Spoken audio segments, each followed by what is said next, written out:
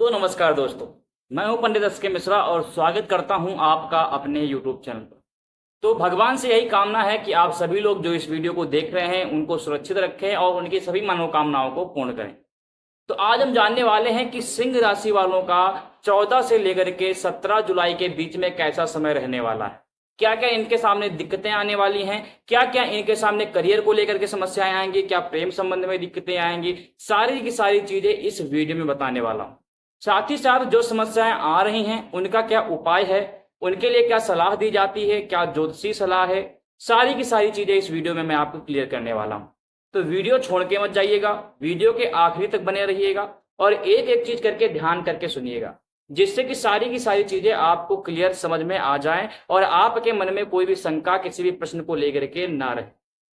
तो सबसे पहले हम जानते हैं कि सिंह राशि वालों का स्वास्थ्य कैसा रहने वाला है। स्वास्थ्य से संबंधित लेकर के इनको क्या क्या समस्याएं आ सकती है, उनमें क्या क्या समस्याएं पैदा हो सकती है। तो सबसे पहले तो मैं बताना चाहूंगा कि राहु जो है आपके पंचम भाव में बैठे हुए आपके शरीर से संबंधित दिक्कतें पैदा कर सकते हैं, क्योंकि जो राहु है इनको कोई बहुत अच्छा ग्रह नहीं माना जाता है। खासकर जब इनकी कोई बुरी दृष्टि आप पर पड़ जाती है, बुरी दृष्टि किसी बुरे घर पर पड़ जाती है, तो ऐसे में आपके पूरे स्वास्थ्य को लेकर के ले डूबता है।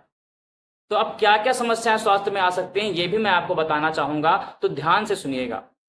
सिंह राशि वालों को कमर से लेकर के दिक्कत इस 14 से 17 जुलाई के बीच में आ सकती है। हालांकि कोई बहुत भयंकर तो ऐसा नहीं कह सकते, लेकिन हाँ, दर्द का एहसास आपको कमर में हो सकता है, मोच आ सकती है, कहीं गिर सकते हैं आप। तो ये छोटी मोटी चीजें कमर से लेकर के आपको समस्याएं पैदा करेंगी।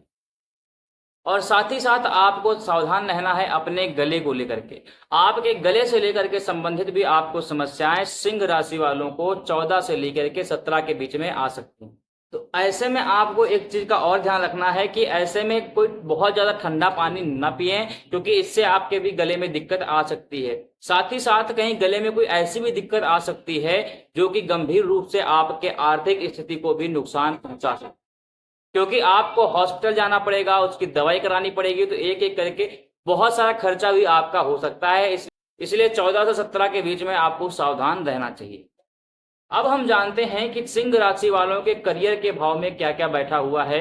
उनके इस सप्ताह 14 से लेकर के 17 के बीच में क्या कुछ भविष्य से लेकर के कुछ समस्याएं आ सकती हैं, क्या इनके धन से संबंधित कोई समस्याएं आ सकती हैं, क्या इनके बिजनेस में कोई समस्याएं आ सकती हैं। तो चलिए जानते हैं इसके बारे में भी। लेकिन अगर अभी तक आपने इस चैनल को सब्सक्राइब नहीं किया है, वीडियो को लाइक नहीं किया है, तो बिना देर किए इस चैनल को कर दिए सब्सक्राइब और वीडियो को कर दीजिए लाइक। तो चलिए बताते हैं कि सिंह राशि वालों का करियर के क्षेत्र में कैसा रहेगा।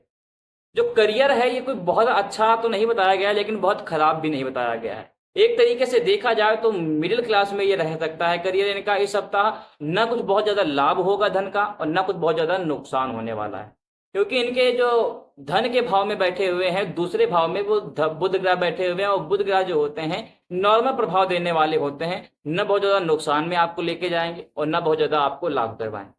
तो ऐसे में बहुत ज्यादा आपको परेशान नहीं होना है कि भैया ऐसा काम नहीं हो रहा, ये नहीं हो रहा, और ना ही आपको बहुत ज्यादा खुश होना है कि मेरा ये काम हो गया अब तो मेरे पास पैसा ही पैसा होगा। ऐसा नहीं है, क्योंकि हर समय आपका एक जैसा नहीं रहेगा, लेकिन बहुत ज्यादा नुकसान बहुत ज्यादा लाभ भी इस हफ्ते आपका नहीं दिखा रहा।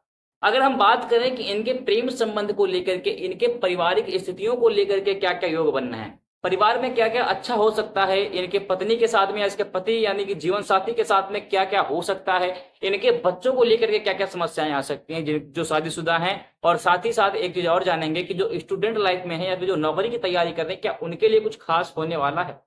तो वीडियो के आखिरी तक बने रहिएगा, एक एक करके बता रहा हूं आपको। तो प्रेम संबंध अगर इनका देखा जाए तो प्रेम संबंध तो ठीक ठाक रहने वाला है। अपने जीवन साथी के साथ में वार्तालाप अच्छा होगा, जिसके कारण इनसे और ज्यादा मानसिक खुशी इनको प्राप्त होगी। साथ ही साथ जब क्योंकि अपने परिवार से जब अच्छा स्वभाव मिलता है तो इंसान बाहर भी खुश मिजाज रहता है। अगर आप कहीं बाहर से काम करके आओ, घर घर में आपको कहीं कटु वचन मिल जाए तो उसका पूरा पूरा मूड खराब हो जाता है। तो ऐसे में अगर घर में अच्छा है तो बाहर भी आपको अच्छा ही मिलेगा।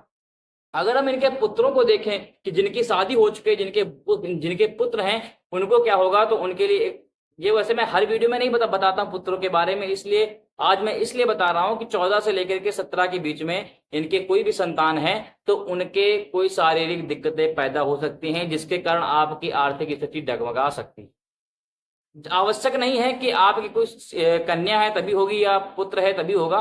संतान कोई भी हो, चाहे कन्या हो चाहे आपके पुरुष हो, दोनों में से कोई भी आपका संतान है उसको कोई ना कोई दिक्कत आ सकती है, जिसके कारण आप तो दुखी रहेंगे ही रहेंगे, आर्थिक स्थिति भी आपकी बहुत ज्यादा खराब हो सकती है।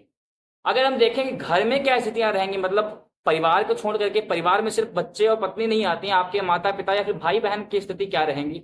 तो देखिए, घर में आपका कोई ना कोई विवाद किसी ना किसी व्यक्ति से हो सकता है, चाहे वो आपके भाई से हो सकता है, आपके किसी अन्य व्यक्ति से हो सकता है, पत्नी को छोड़ करके, यानी आपके जीवन साथी या फिर आपके पति को छोड़ करके किसी अन्य व्यक्ति से आपका परिवार में विवाद हो सकता है।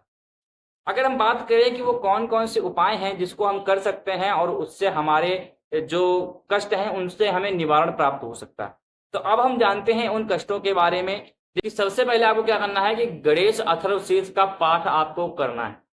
गणेश अथर्वशीर्ष का पाठ करने से, क्योंकि गणेश जी को विघ्नेश्वर भी कहते हैं। इस एक श्लोक के द्वारा मैं आपको सुनाना चाहूंगा कि विघ्नेश्वराय वरदाय सुरप्रियाय लंबोदराय सकलाय जगद्दिताय नागाननाय श्रुतियज्ञ विभूषिताय गौरीसुताय गणनाथ नमो नमस्ते। उनको विघ्न हरण कहते हैं, वे आपकी सारी समस्याओं को हल कर सकते हैं। इसलिए गणेश अथर्वशीर्ष का पाठ करें, साथ ही साथ गणेश जी को दूर्वा का भी भोग लगाएं, उनको दूर्वा चढ़ाएं, और अगर हो सके तो गंगा जल से धुल करके उनके अंकुरित दूर्वा को चढ़ाने से आपको ज्यादा लाभ और शीघ्र लाभ प्राप्त होगा।